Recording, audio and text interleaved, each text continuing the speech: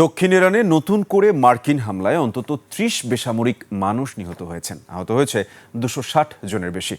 Hormuz প্রণালীকে কেন্দ্র করে ক্রমেই জটিল হচ্ছে ইরান যুক্তরাষ্ট্র সংঘাত। উপকূলীয় সামরিক স্থাপনায় নতুন করে হামলা শুরু করেছে যুক্তরাষ্ট্র।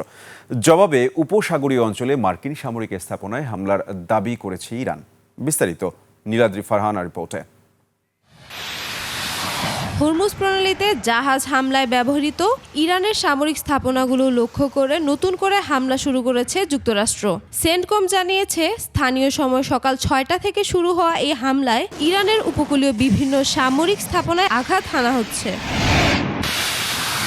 ইরানের সেনাবাহিনীর দাবি, দক্ষিণাঞ্চলের একটি সামরিক ঘাঁটিতে যুক্তরাষ্ট্রের ১৩টি ক্ষেপণাস্ত্র হামলায় ৭ সেনা নিহত হয়েছেন। এ ঘটনাকে কাপুরুষোচিত আগ্রাসন আখ্যা দিয়ে উপযুক্ত সময়ে কঠোর জবাবের হুঁশিয়ারি দিয়েছে তেহরান। পাল্টা পদক্ষেপ হিসেবে বাহরাইন, কুয়েত ও জর্ডানে মার্কিন সামরিক স্থাপনায় হামলার দাবি করেছে Islamic revolutionary guard corps IRGC। একই সঙ্গে আগ্রাসন চলতে থাকলে হরমুজ প্রণালী আর খুলবে না বলেও হুঁশিয়ারি দিয়েছে তারা। এদিকে সাম্প্রতিক মার্কিন হামলা ও হরমুজ প্রণালী ঘিরে উত্তেজনার জেরে যুক্তরাষ্ট্রের সঙ্গে স্বাক্ষরিত ইসলামাবাদ সমঝোতা চুক্তি থেকে আনুষ্ঠানিকভাবে সরে দাঁড়ানোর ঘোষণা দিয়েছে ইরান।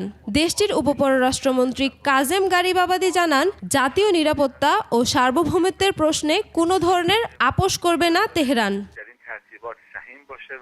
অন্যদিকে প্রেসিডেন্ট ডোনাল্ড ট্রাম্প জানিয়েছেন, নতুন নির্দেশনা না দেওয়া পর্যন্ত ইরানে হামলা অব্যাহত থাকবে। যদিও হরমুজ প্রণালী দিয়ে চলাচলকারী জাহাজের উপর ২০% ফি আরোপের প্রস্তাব থেকে সরে এসেছে ওয়াশিংটন।